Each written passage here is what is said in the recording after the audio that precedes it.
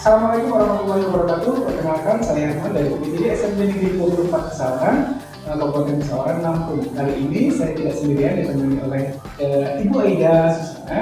Dia adalah guru PKN di SMP Negeri 24 Pesawaran. Assalamualaikum Ibu Aida. Waalaikumsalam, gimana Pak?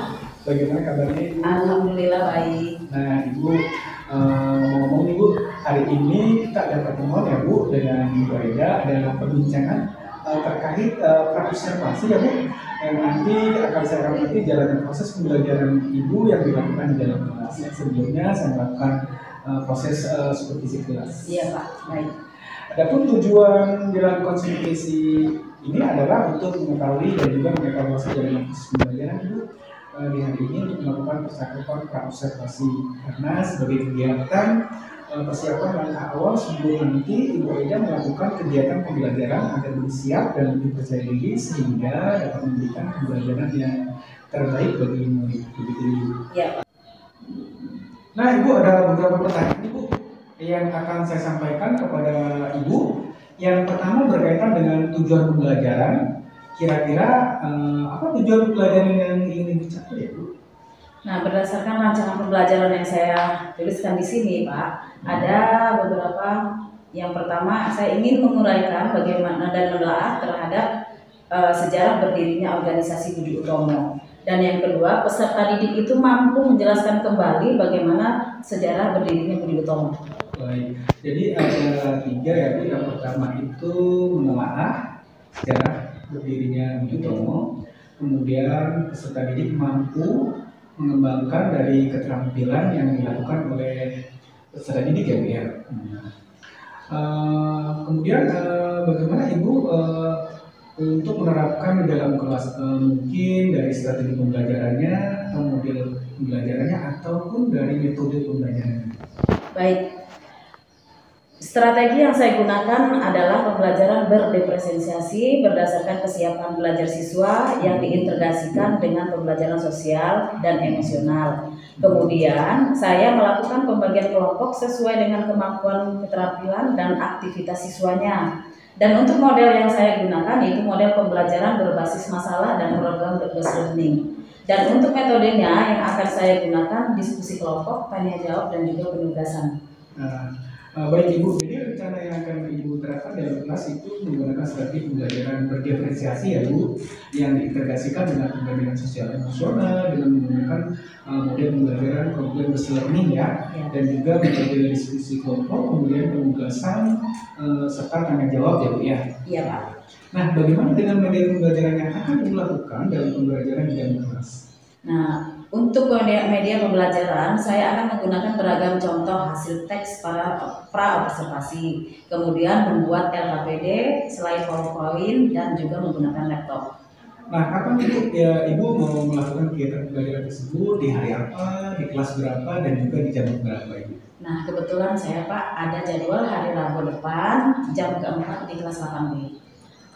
Baik, berarti nanti Ibu akan melakukan pembelajaran di hari Rabu depan ya. Rabu depan di kelas 8 jam berapa? Ya. Ya, baik, saya akan datang ke kelas Ibu, saya akan melakukan supervisi kelas, saya akan melihat dan juga mencatat hal-hal apa yang terjadi di dalam kelasnya. Iya, baik Pak. Nah, nanti setelah Ibu melakukan kegiatan observasi atau pembelajaran dalam kelas, kita adakan percakapan yang terakhir ya Bu, yaitu percakapan pasca observasi yang nantinya akan didampingi juga oleh pengajar praktek. Sebelum kita akhiri ya Bu ya, kira-kira apa yang Ibu dapatkan dari percakapan hari ini Bu? Ya, saya mendapatkan gambaran, kemudian media apa yang harus saya gunakan nanti, serta metode apa yang harus saya gunakan, juga sudah harus saya persiapkan dari sekarang itu Pak. Baik Ibu, terima kasih ya Bu waktunya, dan Ibu sudah bersedia berbincang-bincang dengan saya di percakapan observasi, dan sampai ketemu ya Bu di observasi khas di hari Rabu depan. Terima kasih Ibu. Baik Pak. Nah, demikian percakapan kita hari ini, sampai bertemu di kegiatan observasi khas berikutnya Bu. Wassalamualaikum warahmatullahi wabarakatuh. Waalaikumsalam warahmatullahi wabarakatuh.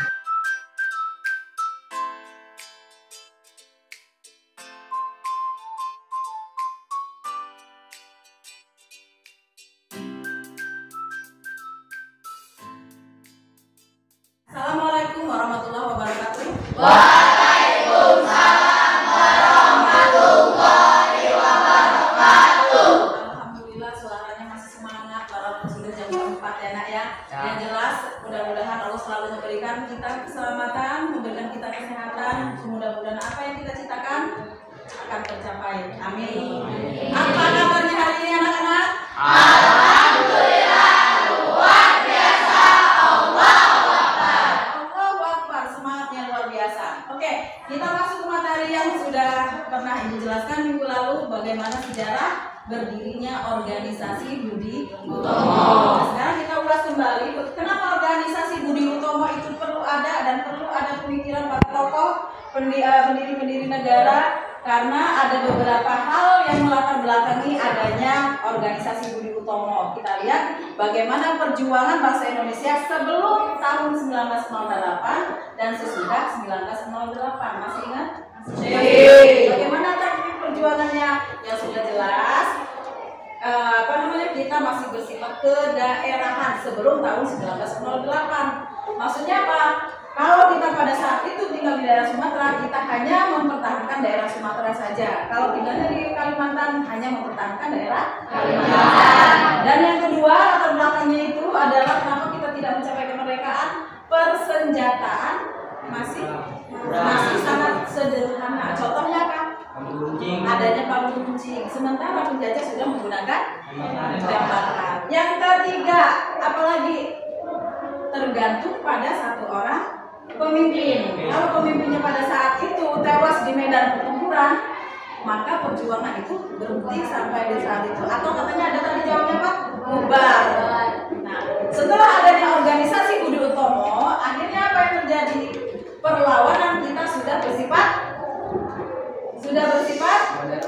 modern atau nasional secara keseluruhan, menyeluruh untuk seluruh warga negara dan masyarakat Indonesia. Dari Sabang sampai Merauke kita sudah berkumpul di situ. Terus selanjutnya persenjataannya bagaimana? Sudah modern. Nah, persenjataan yang sudah bersifat modern itu dari mana Nak? Dari perampasan senjata penjajah atau musuh yang sudah kalah. Dan yang terakhir, bagaimana pemimpinnya? Tidak lagi tergantung pada satu orang pemimpin, tapi secara menyeluruh kita, kalau memang pemimpinnya sudah mati, perjuangan kita tidak akan pernah mati, tidak akan pernah berhenti. Nah, itu. Nah, jadi sekarang setelah Ibu mengilas balik cerita itu, ada satu pertanyaan. Kalian coba baca buku dilihat. Silakan Ibu kasih waktu 3 menit.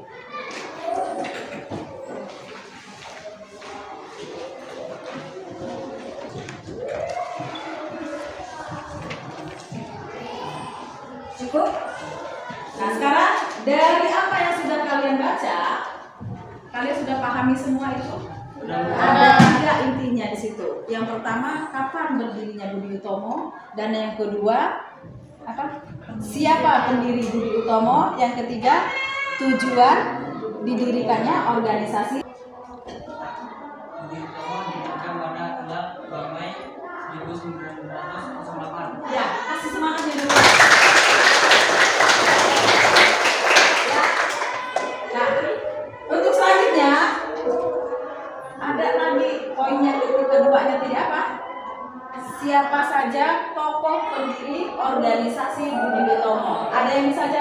Ibu.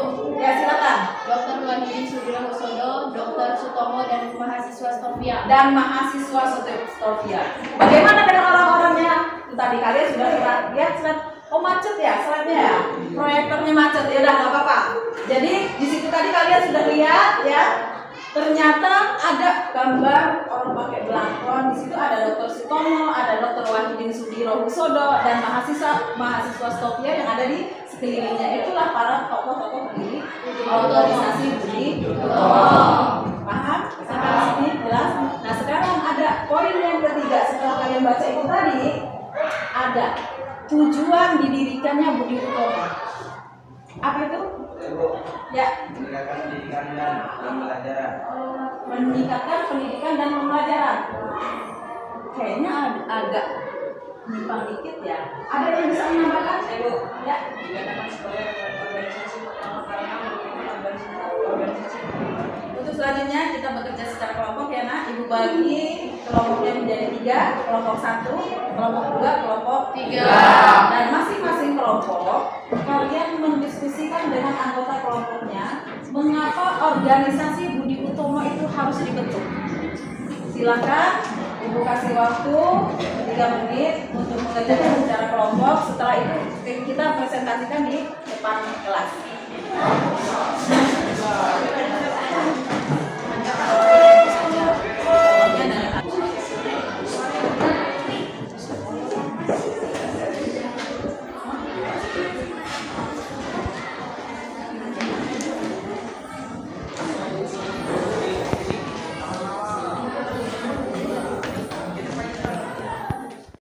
Selesai nggak ya? Selesai. Ibu minta kira-kira ada perwakilan dari kelompoknya untuk mempresentasikan jawaban yang sudah kalian kerjakan tadi. Ada yang berani? Silakan. Yang keras nak ya, biar teman-teman tahu. Untuk meningkatkan pendidikan dan pengajaran, karena pada saat itu pendidikan dan pengajaran Ya, gimana jawabannya tadi anak-anak? Kira-kira setuju dengan jawaban Nur Fadila? Tangannya dulu bawah.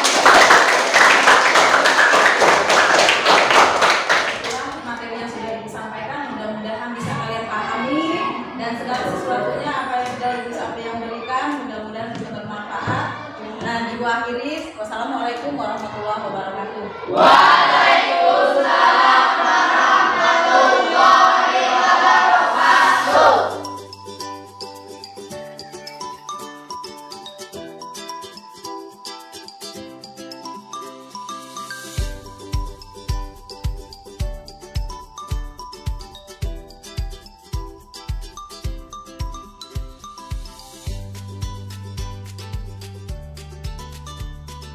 Assalamualaikum Ibu Eda. Waalaikumsalam. Bagaimana Ibu kabarnya tadi? Alhamdulillah. Bu, bagaimana Ibu perasaan Ibu setelah melakukan pembelajaran tadi di kelas? Ya, alhamdulillah Pak. Senang sekali saya. Ya, baik. Kali ini kita akan melakukan pasca observasi ya Bu ya. Di mana pasca observasi ini tujuannya adalah merefleksi hasil pembelajaran Ibu tadi, perasaan Ibu setelah melakukan pembelajaran tadi. Ya, perasaan saya senang Pak, karena terlihat siswanya sangat antusias. Saat pembelajaran mereka juga sangat senang, dan pada saat pembelajaran berdiferensiasi ini mereka masih bertanya, Ibu belajarnya asik nggak ya kayak kemarin, seperti itu Pak. Baik, berarti sudah 80% ya Bu, terlaksana sesuai dengan rencana Ibu. Dan selanjutnya apa sih yang menjadi hambatan atau kendala saat Ibu melaksanakan pembelajaran berdiferensiasi tadi? Ya, ada 2 Pak hambatannya yang saya hadapi. Yang pertama, di luar prediksi Pak. Saya proyektornya nggak bisa digunakan, problem juga sehingga videonya itu nggak bisa Pak. Dan yang kedua, saya lupa Pak memberikan reward. Oh begitu. Ya, jadi ketika anak ke depan cuma saya mengapresiasi dengan tepuk tangan saja. Yang sudah saya persiapkan rewardnya malah saya lupa. Baik, tadi hambatan Ibu itu ada 2 ya Bu ya, di luar prediksi, yaitu proyektor problem, dan yang kedua adalah lupa memberikan reward ya. Baik Ibu, pertanyaan selanjutnya, Ibu memiliki 4 kompetensi. Nah, dalam keempat kompetensi ini kira-kira kompetensi mana ya yang akan Ibu kembangkan setelah pembelajaran tadi? Ya, kompetensi yang ingin saya kembangkan setelah pembelajaran kemarin yaitu kompetensi pedagogi. Karena ternyata kemampuan saya tentang pembelajaran serta strategi pendekatannya belum banyak. Maka dengan ini saya ingin mengembangkan kompetensi pedagogi saya sehingga saya bisa memberikan pembelajaran yang menarik dan menyenangkan bagi siswa. Sehingga tujuan dalam pembelajaran yang saya lakukan nantinya dapat tercapai. Baik Ibu, untuk kompetensi yang ingin Ibu kembangkan tadi yang pertama adalah kompetensi pedagogis ya Bu ya. Nah, tadi itu pembelajarannya sudah baik ya Bu. Dengan kompetensi pedagogis Ibu bisa dapat mengembangkan perangkat pembelajaran, kemudian mengembangkan media ajar sehingga tujuan pembelajaran itu dapat tercapai dengan baik ya Bu ya. Iya Pak. Baik Ibu, untuk pertanyaan yang terakhir Ibu, apa sih Bu harapan atau refleksi Ibu dalam pembelajaran selanjutnya?